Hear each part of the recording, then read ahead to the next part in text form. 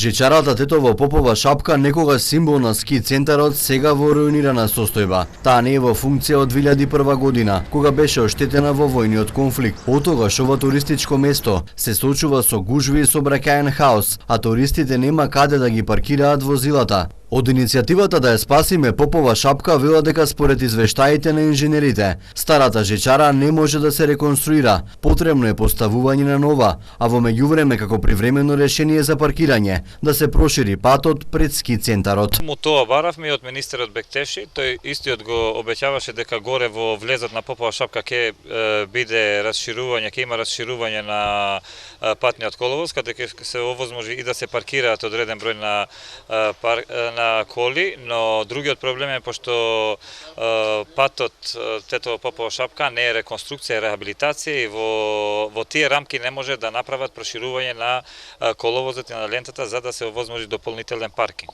Министрите за транспорт и врски и економија Сугаревски Бектеши, како и градоначалничката на Тетово Арифи, неделава беа на увид на градежните работи за рехабилитација на патот Тетово Попова Шапка. И тројцата истакна дека овие зафати се сериозна потврда дека како централните, така и локалните власти работаат на развој на центарот. Но кога ќе стигнете на Попова Шапка, веднаш не идувате на основни инфраструктурни проблеми. Нема фекална атмосферска канализација, патот е во катастрофална состојба, нема паркинг, објектите се руинирани, а ски лифтовите стари и дотраени. Но како и досега, така и овој пат, властите се правдаат дека се прават анализи за еднината на центарот, затоа и не инвестираат, а првиот човек на општина Тетово Арифи вели дека чека пари од ИПА програмата и Светска банка за да се решат локалните проблеми на Попова Шапка. Нашиот проект со кој сме се пријавиле €1,5 милиони, додека првата фаза подразбира атмосферска канализација, фекална канализација и средување значи на локалниот пат кај викендиците.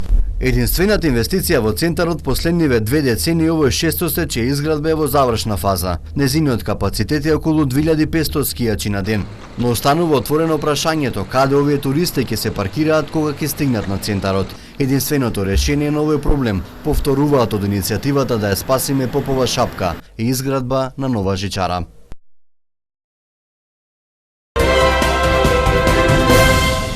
Високите температури представуваат опасност од зголемен број змии.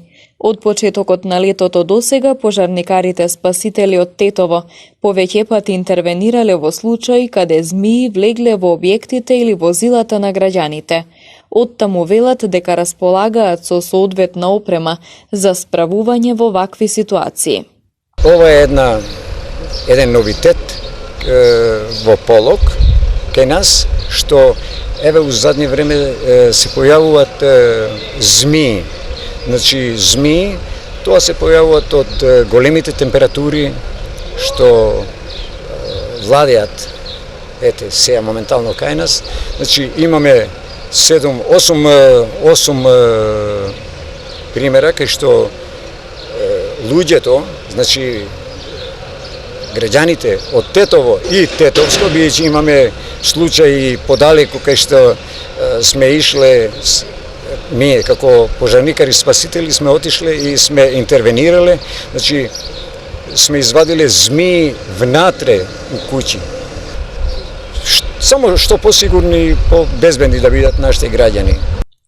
Се препорачува доколку граѓаните видат змија во широк круг да ја заобиколат и да не ја фаќаат, дворовите да им бидат искосени, во природа да се носат соодветни затворени чевли и долги панталони и да бидат многу внимателни. Матурантката Симона Јанакиевска од Гостивар доби 4-годишна стипендија во висина од 6.000 евра за студирање од Европскиот универзитет од Скопје на тамошниот економски факултет. Стипендијата на младата гостиварка е доделена преку отворен конкурс во рамки на Карванот на образованието, кој универзитетот го спроведе во соработка со општина Гостивар. Симона била избрана од 3-члената комисија од локалната самоуправа како најуспешна и најподготвена да одговори на предизвиците во натамошното високо школување. Целта наша беше да ги поттикнеме и да ги мотивираме успешните луѓе кои сакаат да го наградат своето образование и едукација да си ја пробаат среќата и да се обидат да станат стипендисти на Европски универзитет. На Симона тоа и успеа, бидејќи таа беше храбра и воопшто не се плашеше од тоа дали ќе има конкуренција или ќе нема конкуренција. Мене тоа навистина многу ме воодушеви кај тебе и верувам дека ти ќе бидеш една од најдобрите студенти кои Европски универзитет ќе ги добие, особено економскиот факултет. Здраво, јас сум Симона Јанакиевска, сега ова година завршив во гимназија. Ја добив стипендијата за сите 4 години на Европски универзитет, што за мене навистина представува голем успех. Ова стипендија, за да ја добијам, ми беше предложена од една другарка, така што сум многу благодарна за тоа и навистина се надевам дека ќе имам голем успех. Градоначалникот Арбен Таравари при врачување на стипендијата и честиташе на Јанакиевска, потенцираше дека Гостивар се гордее со младите вредни луѓе и посака успеси во факултетските денови.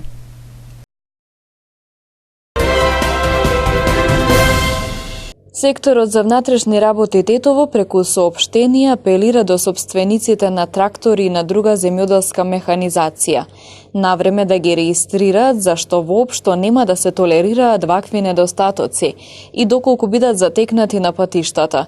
Против оние кои ќе ги управуваат нерегистрираните трактори, ќе следуваат соодветни поднесоци. До собствениците на трактори исто така се апелира технички да ги проверат, особено нивните сопирачки и светлосни уреди, бидејќи неретко се движат по патиштата и во вечерните часови. Покрај ова им се укажува да не им ги даваат да ги управуваат тракторите малолетни лица или лица без соодветна дозвола и доследно да ги почитуваат ограничувањата за брзина, но и сите други сообраќајни правила и прописи. СВР Тетово неколку години наназад спроведуваше наменски проект за поголема безбедност на земјоделската механизација во сообраќајот. Во рамките на проектот, трактористите и комбајнерите на непосредни средби со полициските службеници поблиску беа запознаени со активностите што треба да ги преземат како учесници во сообраќајот, за да ги избегнат можните законски импликации.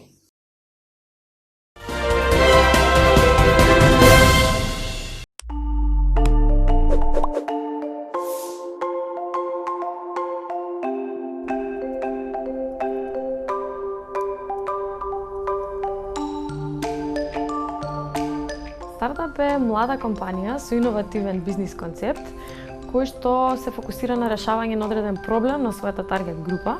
Најголемата разлика помеѓу корпорациите и стартапите тоа што стартапите се спремни да ја променат комплетно својата бизнис идеја ако има потреба, се со цел да биде задоволена основната таргет група. Здраво, јас сум Александра Јанакиевска, коосновач и директор на wearelaika.com.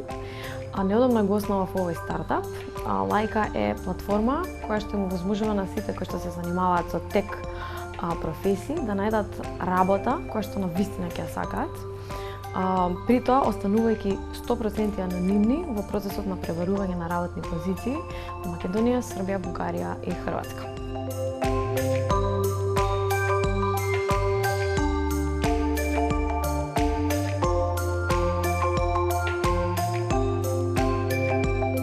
Има навистина многу поволна клима за основање на стартапи.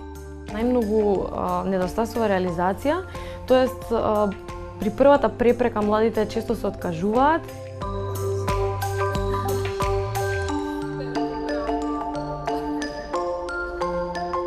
Условите за стартапи дефинитивно предонесуваат за младите да останат во земјава. Во моментов кога brain drain е сериозен проблем, треба да поработиме малку на тоа сите заеднички. Така да треба и институциите и средината да биде малку поинспиративна за овие млади лица.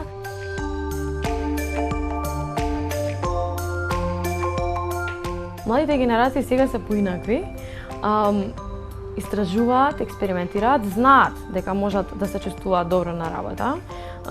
Дури понекогаш пречесто ја менуваат работата. Треба да поработиме сите заеднички на тоа младите да престанат да трагат, туку навистина да бидат среќни. Животот е премногу краток за да бидеме несреќни на работа, така да верувам дека во овој случај со Лајка можеме тоа да го решиме. Би им препорачала на сите кои што сакаат да стигнат до рецептот за успех, дека треба многу да тестираат и да си веруваат на себе во носењето на одлуки. Институциите треба да гледаат на своето раководење како бизнис.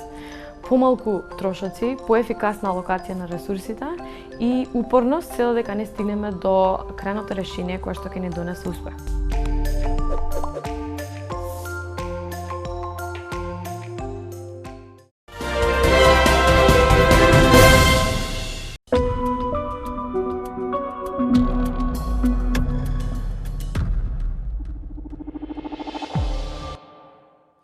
Добре дојдовте во темата на неделата. Овој пат за 5G технологијата која се смета за револуционерен исчекор во преносот на податоци и дали Македонија навреме ќе го фати чекорот со развиениот свет.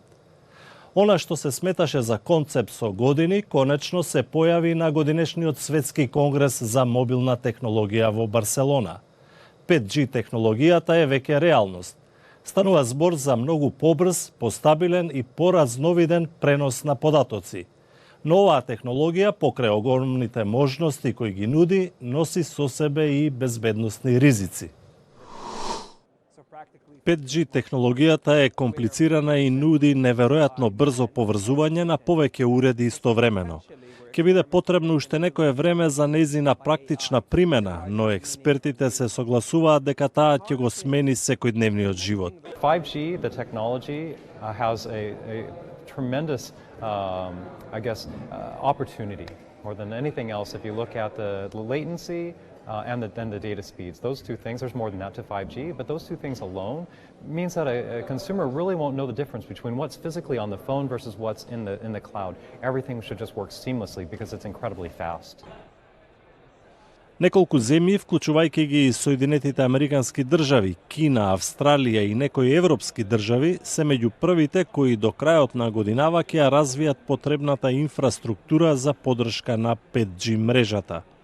Саудиска Арабија пак планира најголема 5G мрежа на Блискиот Исток, а од неа очекува приход од околу 20 милиарди долари и отворање на 20.000 работни места до 2030 година. It's not a question of why 5G, but when. Because this is a trend that we foresee it's going to accelerate the next move to the digital age. Тој додава дека придобивките од оваа мрежа во секојдневниот живот не можеме ни да ги замислиме. Тоа ќе значи револуција во здравството, образованието, двигател на економијата. Но за примена на 5G мрежата државите треба да инвестираат милионски суми, а тука се јавува и уште еден проблем. Тоа е безбедноста на мрежата и можностите за шпионажа. Соединетите држави ги предупредија државите и телекомуникацијските оператори дека инсталирањето на мрежата од страна на кинеската компанија Huawei носи и безбедносни ризици. United States is asking other governments and the private sector to consider the threat posed by Huawei and other Chinese information technology companies. We believe that competition, whether it's in 5G or some other technology, ought to be open, free, transparent, and we worry that Huawei is not that. Имено, според Соединетите држави, 5G инфраструктурата е многу поризична за компјутерски напади, а кинеските компании ќе ја користат за шпионирање во корист на својата влада. Huawei, која станува една од најмоќните компании за мобилна технологија и планира развој на 5G мрежа со неколку европски оператори, ги демантира американските наводи. Во САД, 5G мрежата ќе ја градат скандинавските компании Ericsson и Nokia. И Северна Македонија изготвува план за развивање на 5G мрежа, според кој до 2023 треба да има сигнал во некој од поголемите градови, а во 2027 да функционира во цела држава. Но за сега нема конкретни активности, а за поставувањето на инфраструктурата ќе бидат потребни и пари и време, како и интервенции во некои закони. Во Македонија се прават последните подготовки за воведување на 5G технологија.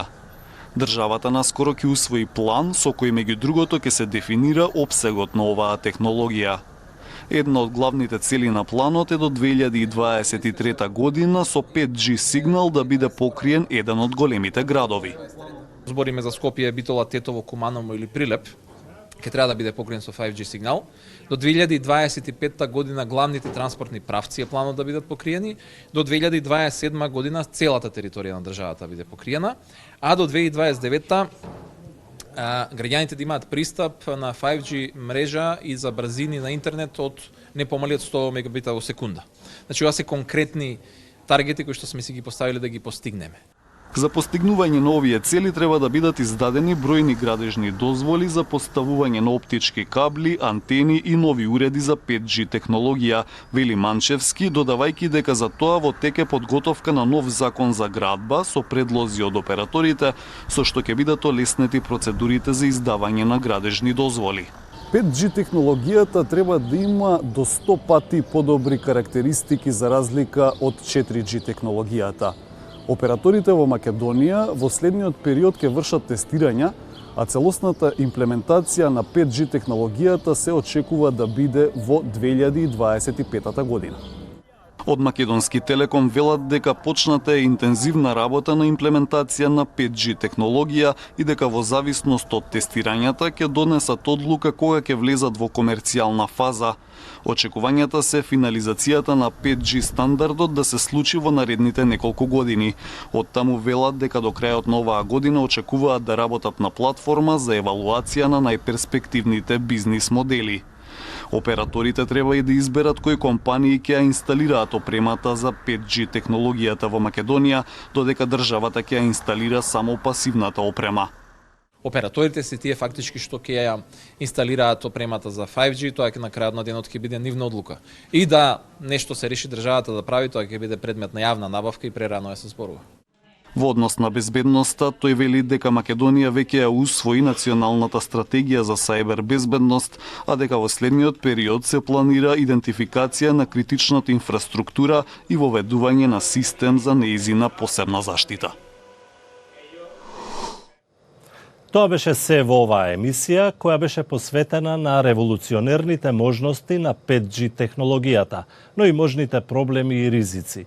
Нашите содржини можете да ги следите и на социјалните мрежи, како и на YouTube. До гледање.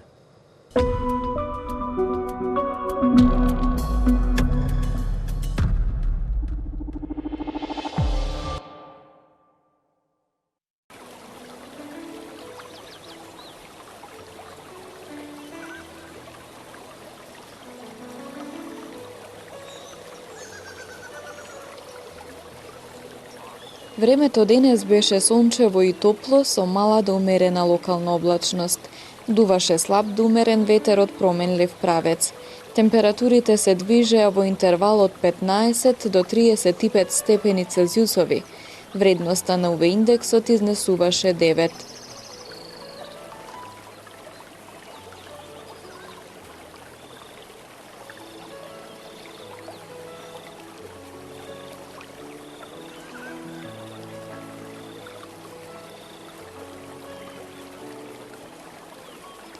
Утре не очекува сончево и топло време.